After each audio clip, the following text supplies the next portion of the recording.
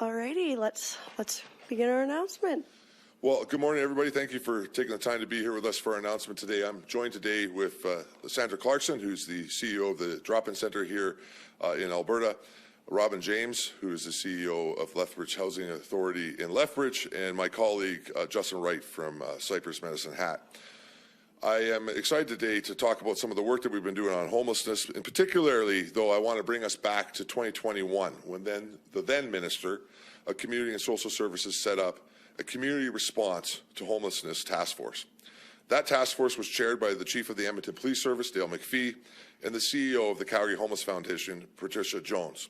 As a result of that task force's work, the Alberta Action Plan on Homelessness was developed in 2022. The province, over the last few years, has been working with our partners to diligently implement that action plan, providing significant investments in homeless support systems all across Alberta. Some of the key recommendations from that task force work were for the province to take a province-wide approach to managing the system, modernization of our shelters and efforts to build shelter differently, sharing of data across the system, connection to broader social services systems and broader social housing systems, as well as a focus on the Alberta recovery model.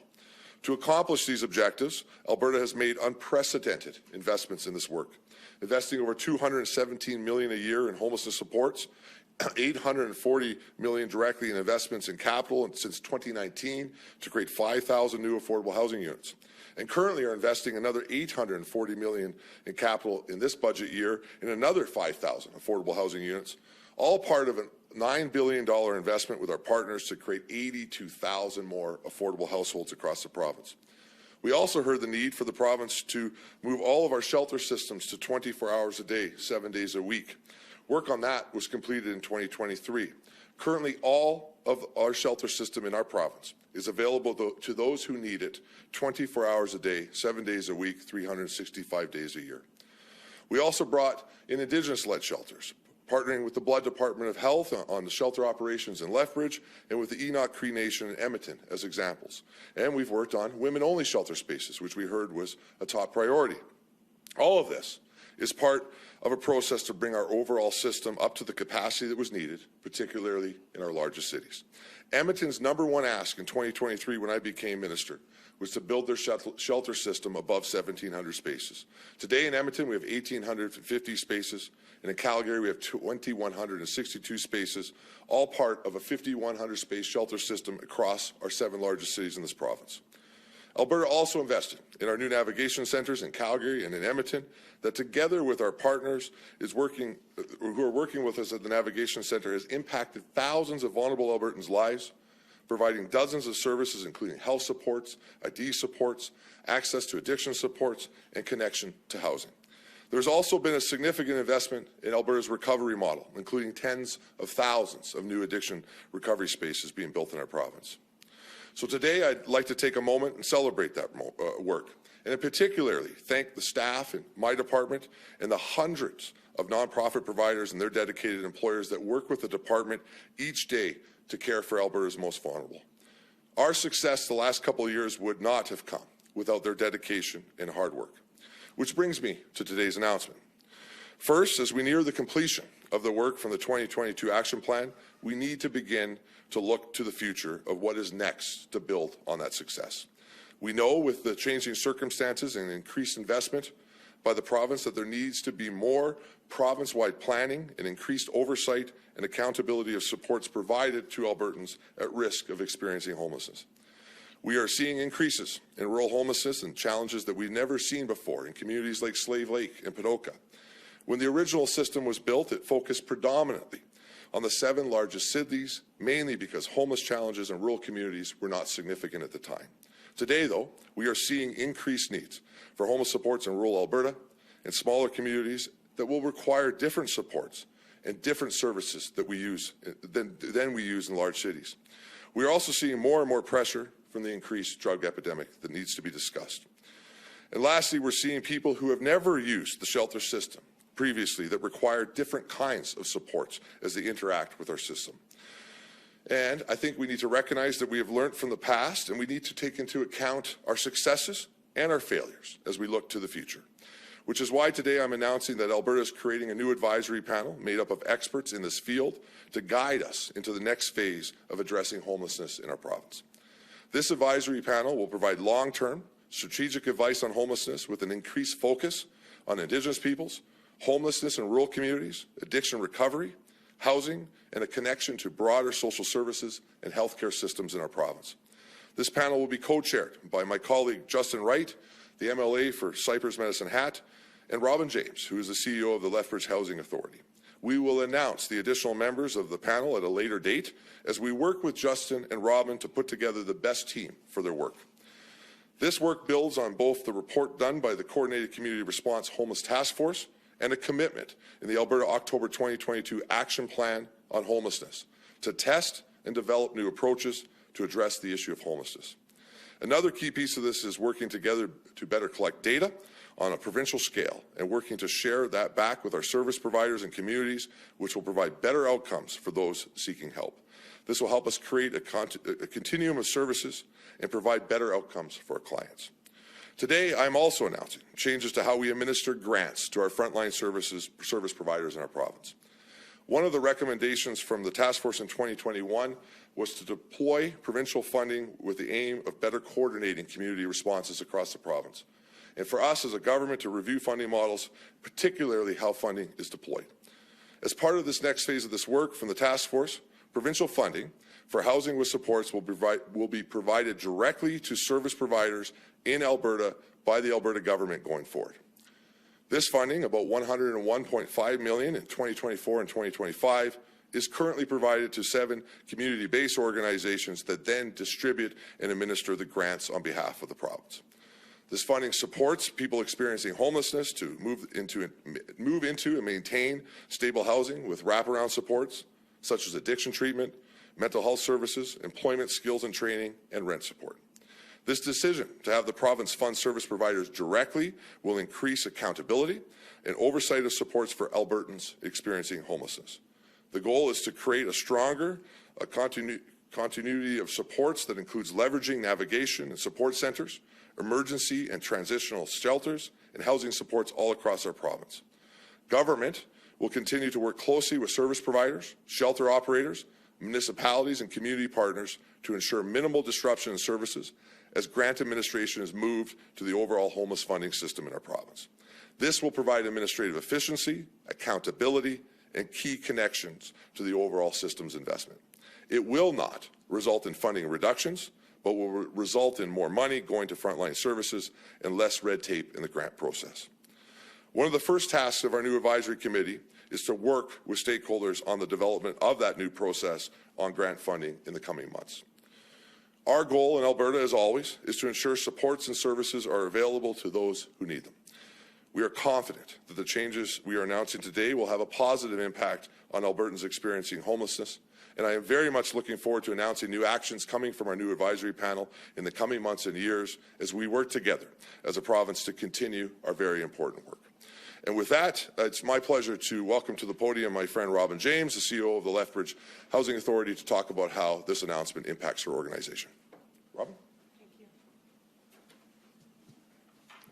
Thank you, Minister Nixon. I'm pleased to be here today to support the province's continued work to improve supports for those most vulnerable in our province. As we provide housing and housing supports for nearly 2,000 people in the city and the surrounding areas in Lethbridge, I see the value of providing true wraparound services to people facing homelessness every day. The impact of these services are life-changing. Over the last 2 years, Lethbridge Housing Authority has been the provincial community-based organization. Through our work, we have seen the impact of provincial investments in shelter, housing, and housing supports that have been made in our community. We've been able to make more programs available for those who need it the most. However, we are also seeing changes in circumstance that are leading to people experiencing homelessness in our community. From more potent drugs on the streets to the changing complexities of mental health issues, and quite frankly, a combination of the two. With these challenges, we see a need for the Government of Alberta to take a lead role in assisting Alberta's most vulnerable. I commend the Government of Alberta for recognizing the changes needed in our communities and taking a key coordinated role in the systems and support across our province. Streamlining the grant process for housing programs is the right step forward. It will help coordinate the organizations serving vulnerable populations and enable us to provide true wraparound services to the people that need them. I'd like to thank Minister Nixon for the opportunity to be a part of this work in shaping the future of housing and homelessness funding in the province of Alberta. As we look to tackle these problems, I am eager to bring new innovative solutions to a system that supports long-term stability, housing-focused recovery, and hope to the Albertans we serve each day. At this time, I'd like to turn the time over to Sandra Clarkson. Thank you. Thank you. Thank you for having me here today. At the Calgary Drop-In Centre, we serve thousands of people each and every year, providing immediate support and working to get them on a path to long-term stability and success. Over many years, the DI has worked closely with other frontline service organizations to provide critical shelter, housing, addiction support, and other services for people in need. We see the full spectrum of people facing homelessness in our city, and what we are seeing has changed over time. Today, we see increasing complexity in mental health and addiction challenges, as well as seeing the need for specialized supports for women, families, and Indigenous people that are experiencing homelessness. I appreciate the work that the province has already done to acknowledge these needs and to take a more active role in funding and coordinating the emergency shelter system. Having that partnership with the province as a coordinator of the whole shelter system has meant that we've been able to make sure the right services are in place, when and where they are needed. I've had the benefit of developing this partnership with government, as well as other frontline providers, and I've seen the positive impact that this support has had on our sector, and particularly for those that we serve. Moving forward, I'm excited about the opportunity for organizations like the DI to continue to build this partnership and coordination through the housing programs that provide support to thousands of vulnerable Albertans each and every year. Thank you.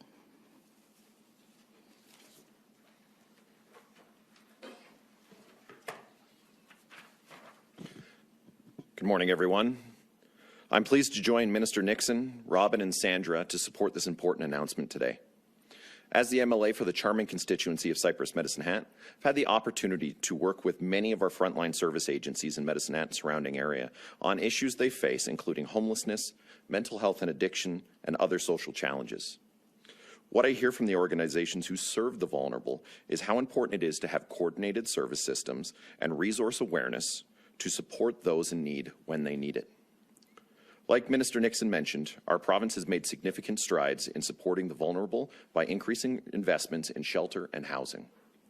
But in rural, small, and mid-sized urban centres like Medicine Hat, the current model is not able to fully meet the needs of individuals we mean to support today. One of my passions is ensuring that Albertans are able to navigate the support systems in their communities and get connected with the services they need.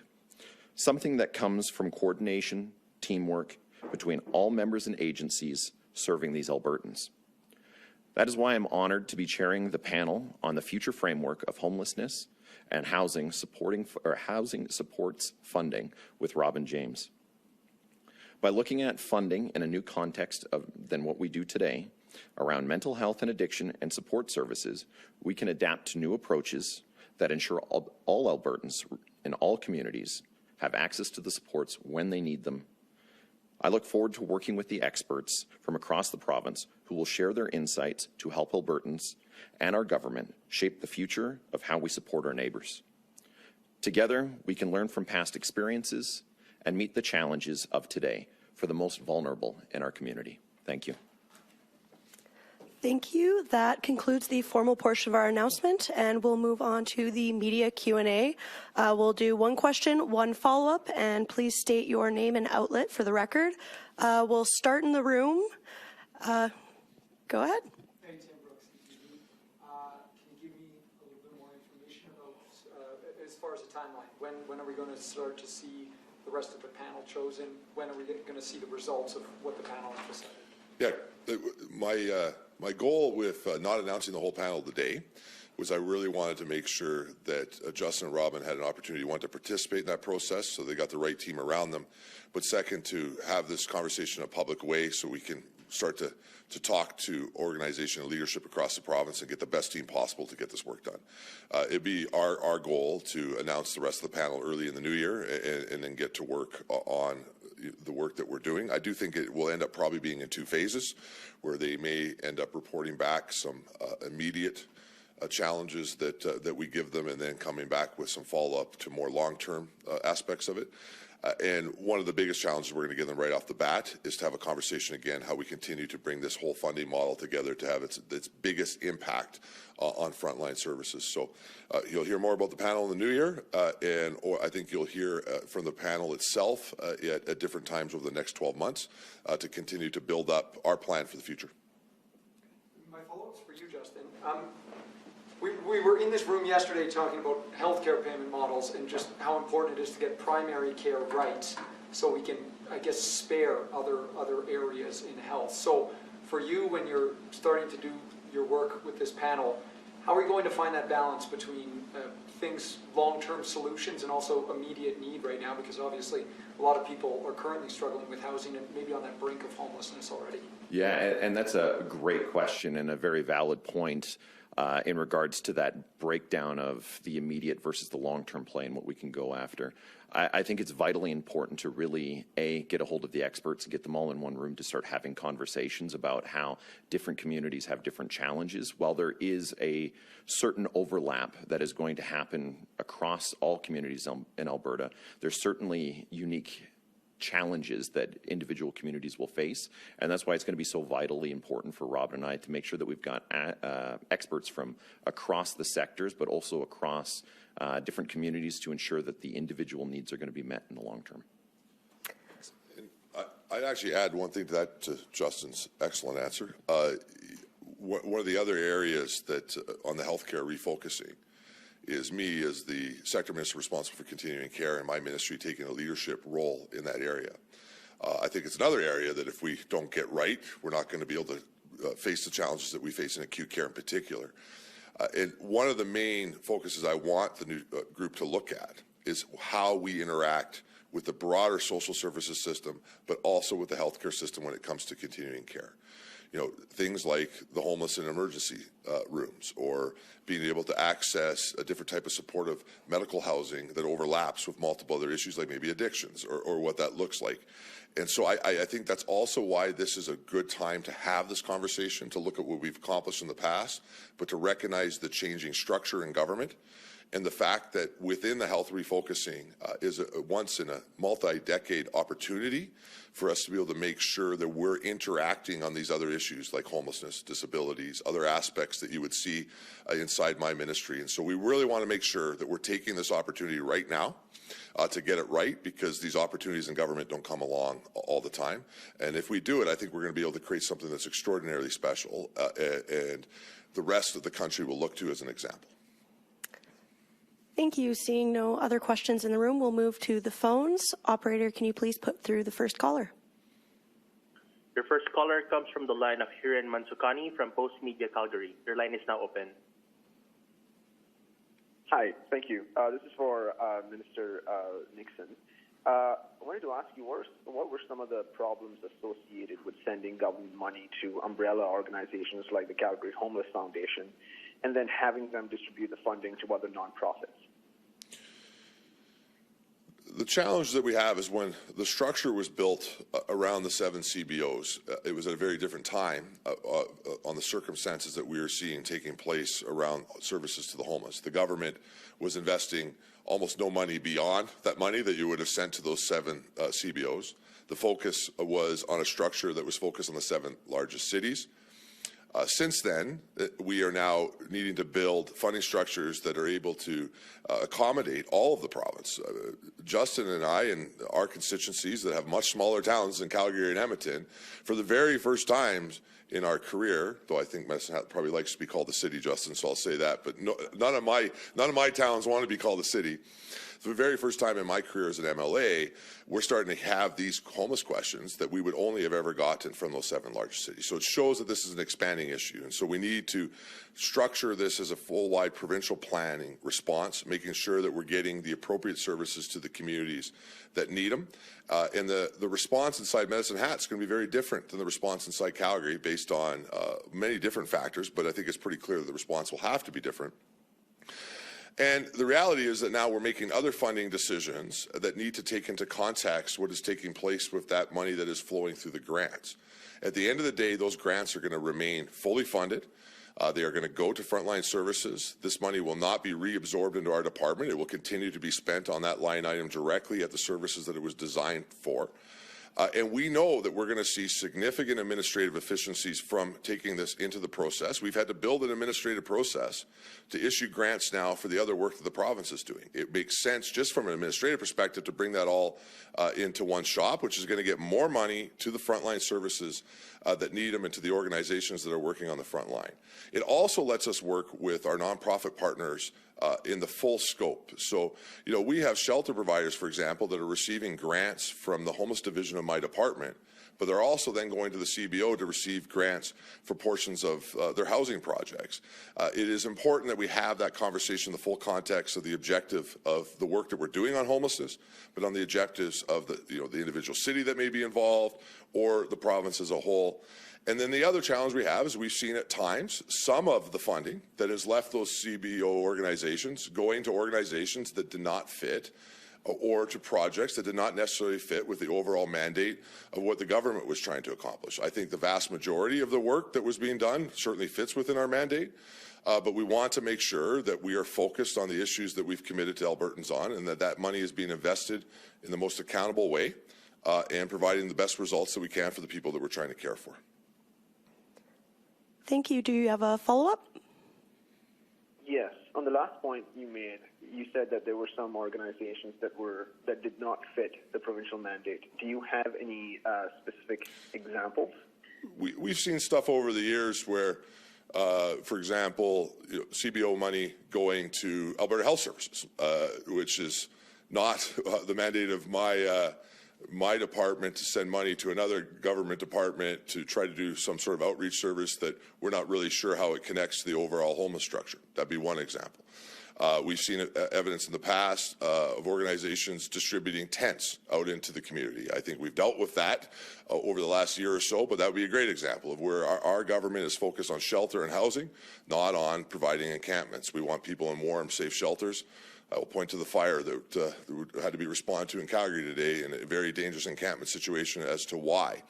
And another example of, money flowing to pet food banks, of which I have pets. I think it's very important that we care for animals.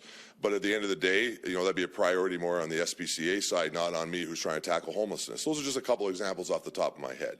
At the end of the day, though, this is not about trying to take money away from the frontline organizations. It's the opposite. We are going to maintain that exact funding to frontline services. What this does is bring it into a much more administrative efficient process. And I think that Alberta taxpayers probably would be shocked to realize that for the last 20 years, we have been taking money, distributing it through a grant to multiple organizations who are then in turn just turning around and distributing it to another organization. I don't know what that middleman process would look like long-term, given the level of investment we're now putting into this area. I understand why that would make sense when that was the only investment that was being put in this area. But we now need to look at this in a global way. Thank you. Operator, can you please put through the next caller? Your next caller comes from the line of Morgan Black from Global News. Your line is now open. Hi, everyone. I think my first question would be for Robin. I'm sure you know the big thing is getting people in the door of spaces like the Navigation Centre in Edmonton and Calgary. In Edmonton, police reports say 80% of people that were living in encampments and then had to leave refused a trip to the Navigation Centre. So how do you think a panel might address a problem such as that?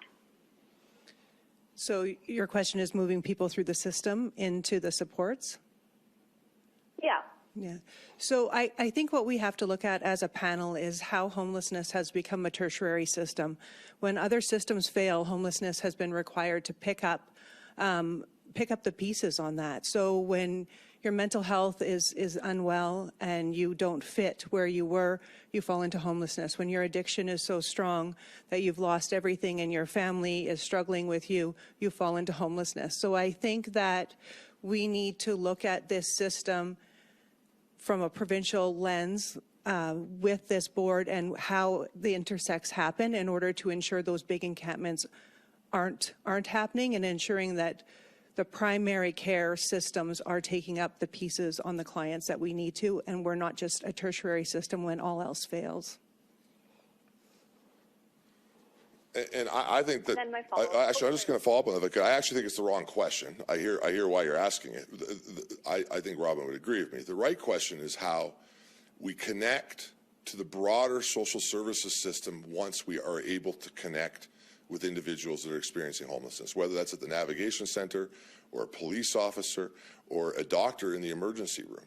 What we have seen is that there's disconnect between all of those other areas with the system that we provide. I have been in the Lethbridge Hospital helping with some discharge issues down there recently to understand what was going on, and the social workers there, who do excellent work, I want to be very clear on that, weren't even aware of the services that Robin James and the Lethbridge Housing Authority could provide to their clients.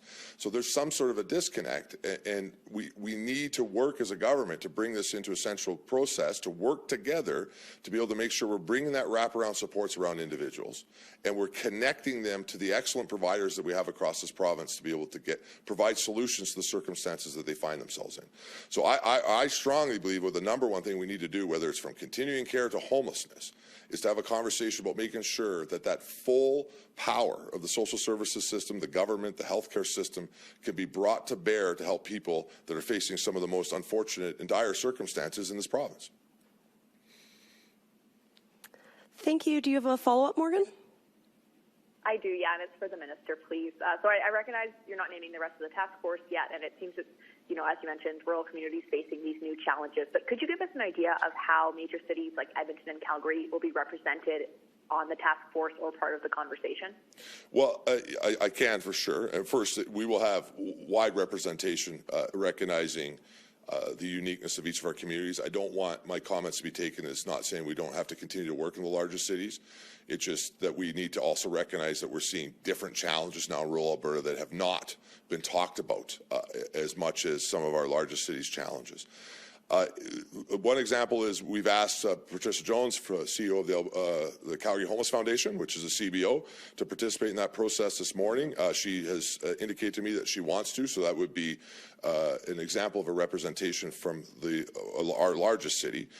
And we will continue to be able to make sure that we have representation from both the sector, from municipalities, and from obviously with Justin, from caucus itself, and then also from housing authorities and other areas that don't traditionally work with the homeless each and every day, like our shelter system, but are where we're trying to connect to. I would add to that also probably some healthcare representation or some connection to that overall work that we're doing with continuing care. Thank you. Operator, can you please put through the next caller? Your next question comes from the line of Mike Campbell from Counter Signal. Your line is now open. Yeah, thank you for taking my question. This is for the minister. Speaking of housing, but on another topic, sort of, it's been over 100 days since the Jasper fire took out about a third of the town. Many are still struggling to rebuild. Could you give us an update on the situation and comment on whether you believe the federal government has been helpful in assisting with the disaster that many feel was caused by their negligence? The situation in Jasper, I'll say a couple things. First, I'll start with housing.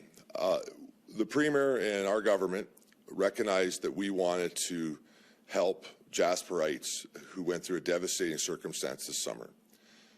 And one of the number one things that we were concerned about was providing an avenue for Jasperites to return to their home to help build the town.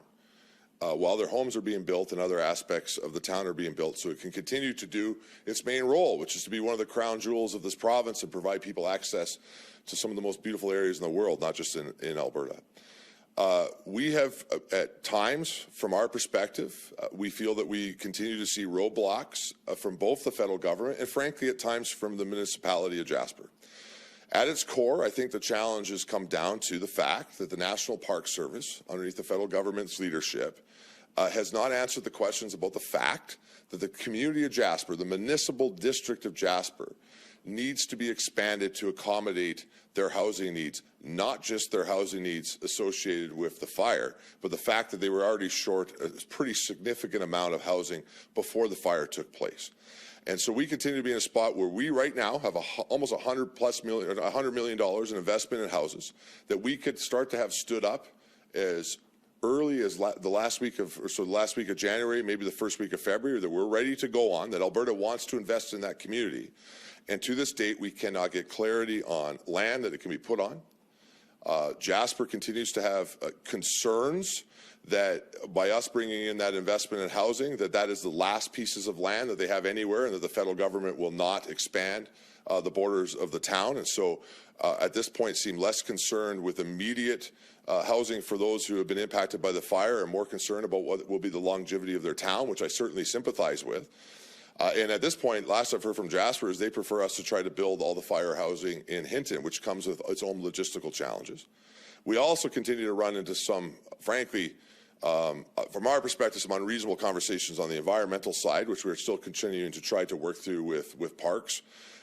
Things like, concerns about ground squirrels or these type of issues, which we think could be worked through. But we need to do this recognizing the main goal, which is to get people housing that have lost their homes in a fire this past summer and make sure that they can be there while their homes are being rebuilt. The other challenge to this is the fact that the federal government in Ottawa has been in a state of chaos for an extended period of time. Me and Minister McIver, who are the primary leads as ministers for the recovery of Jasper, have not had a counterpart in months since the minister that was designated for that left cabinet. We are having a heck of a time getting any sort of communication back with the federal government. I sympathize. I've been there before during government changes. It's a tough time. But the reality is it makes it very hard to know what is taking place. So the Premier has written a letter to the Prime Minister yesterday indicating that we really would like them to focus on figuring out how we can make longevity to the town with land and to be able to make sure that we can get this work done, but also indicating that if we can't, that we expect the federal government to step up to the plate and figure out what they're going to do for the community of Jasper. Because at the end of the day, we can invest. We don't control the land or the area inside the provincial, inside the national park. The federal government does. I anticipate, given the events in Ottawa today, that we will have more clarity on who our counterparts are. I intend to call the new federal housing minister right after this press conference to raise the issue of Jasper with them. I know the Premier has spoken to the finance minister federally as well about this issue, and we do hope that we'll hear a response soon. But at the end of the day, we just want to help people that lost their homes, but we can't do it without the federal government. And I think I also will continue to call on the federal government to invest in that community. At this point, if you look at the numbers that have been invested in Jasper since the fire, it is almost exclusively the provincial government. And if that is going to be what the case is, the position of our province will be, we need the federal government to get out of the way or provide us the ability to accomplish that goal, our goal is to be able to help Albertans. If not, they need to step in and start to do their job to keep care of their national park. Thank you, Mike. Do you have a follow-up?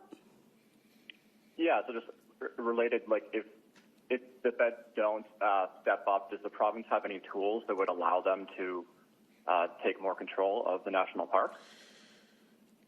The way things are structured when it comes to national parks severely limits the province's tools compared to any other municipal area in this province. Frankly, if this is anywhere but a national park, we'd already have housing standing up. That said, the Jasper Recovery Task Force, made up of cabinet ministers, led by Minister McIver, the Minister of Municipal Affairs, and the Premier herself, are meeting weekly right now to determine any option that we have. We prefer not to make this political. This is not political for us. We actually just want to get to work to help that community. And so, again, I cannot stress this enough. I hope that as we see a cabinet shuffle today and maybe some stabilization to the situation in Ottawa for a little bit, that we can get to the table with our federal counterparts. We can help the people in Jasper who have experienced an unprecedented tragedy. But we cannot do that without the landowner, being the federal government through the National Park Service, being at the table, being able to accommodate the goals that the province has, and I believe the community of Jasper has as a whole. Thank you, operator. Can you please put through the next caller? Your next question comes from the line of Michelle Belfontaine from CBC. Your line is now open. Thank you. Question for the minister. I wanted to get back to this idea of there being a middleman with the CBOs. So I wonder if I was just looking for an Edmonton example. So is the CBO in Edmonton Homeward Trust? The CBO in Edmonton is Homeward Trust, yes. Okay. So what you're saying now is that the money that would normally be given to Homeward Trust to support, say, drop-in and warming centers and other kinds of services that they offer will now go directly to the agencies, the other agencies. Is that what you're saying? I'm just trying to clarify. Yes, that is exactly what we're saying. That agency will sometimes still be Homeward Trust for frontline services that they may be providing, housing programs that they may be providing. Certainly Homeward Trust will continue to do their work as an operator in that field. But we also send money to Homeward Trust that they then distribute to other organizations, specifically through a grant process. That's what the money is designed for. It goes there, they distribute it. Again, it was at a time where that would have been the only investment coming from the province when it came to homelessness. And we are now going to take that back in-house and add that to the overall grant process. Again, I want to stress all that money will continue to go to those cities, directly to those frontline services that have already been providing the services, but we will administrate the grant process through one shop from this point forward. Thank you. Michelle, do you have a follow-up? Okay. Yeah, so again, I'm just trying to clarify, what problem are you trying to solve here? Well, first off, the task force in 2021, which was co-chaired by the CEO of the Calgary Homeless Foundation, so our largest CBO, on par or certainly with Homeward Trust. One of the strong recommendations that they told us was to bring in a coordinated planning process led by the provincial government when it came to funding. And so that's one aspect that we're trying to do, is to be able to make sure that we are making these decisions when it comes to our investment with this money, with all of it in one pool, understanding what we're trying to accomplish in different areas of the province. We also, the province can do that grant process significantly more efficiently than 7 CBOs. And as a result of that, we actually are expecting some efficiencies that are going to get more money out of the administrative process and to frontline service providers. But at the end of the day, we are complying and working towards the goal that the task force asked us to look at in 2021, which was bringing in a coordinated planning process as a province and having the province lead the process of coordinating that response and that investment across the province. I'd add one other thing to that. We need to expand beyond 7 CBOs. When this situation was created, this structure was created in the mid-2000s, we were only seeing really homeless challenges of any significance inside those 7 largest cities. And so the system was built to care for those 7 largest cities. We now are seeing homeless challenges from every corner of the province, largely driven by what's taking place with drugs in the province. And we need to build that coordinated response now across the province as a whole. And we can't do that if we did that through the CBO model as we begin to expand across the province. Thank you, operator. Can you please put through the next caller? Your next caller is from Jake Birkenberg from Czech TV News. Your line is now open. Hi, I have a question for Justin, just in regards to the mustard seed homeless shelter, specifically in Medicine Hat. There's been an overwhelming criticism with its residential location specifically, and concerning the safety of said residents. But I'm just curious, maybe not specifically, but maybe in theory, would there be one ideal location for a single shelter? I know it's been expressed that a single shelter would be ideal as far as Medicine Hat specifically, but is this even a possibility to meet the needs of everyone in this kind of situation, the general public included? Yeah, that's a great question. It's something we've been chasing after here for the better part of 6 months, working with our CBO to identify a location that is going to mitigate the impact to neighbors. I've been down by the resource center for the mustard seed in Medicine Hat on the Allowance Ave location. I've seen the situations. I've met with stakeholders and community members from down there. There is a solution that's currently being worked on by the CBO to find a location in support of the mustard seed that will provide one location mitigating the transient problems of folks traveling from the resource center to the shelter and problems that exist along that path as well. So they are in the midst of a search for that location, and I understand that they have a short list right now and are working through that process to ensure that we have got something that meets the needs of those who are currently facing homelessness and problems around mental health and addiction that have caused them to be homeless, as well as finding a solution to really address the neighborhood's concern with that location. Thank you. Do you have a follow-up? Just to your knowledge, as far as aforementioned communication, between the city and the shelter, I know there's been some struggles there. So would you be able to speak on that at all?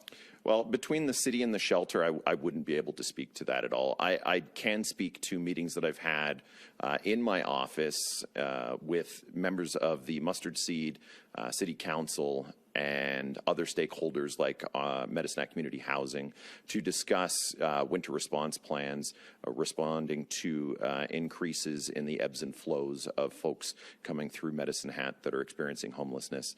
And as we've continued to look forward for solutions, we were actually able to meet with Minister Nixon and some of his members of his department, as well as the CBO, the Mustard Seed, and members of City Council, where we laid out an expectation as to what the long-term play was to move the mustard seed to one location from where it's at to address both the needs of those experiencing homelessness, but also the needs of the neighborhood to ensure that we are addressing their concerns fully. Thank you. That concludes all the time we have today for today's announcement. So please feel free to follow up with me if you have any additional questions.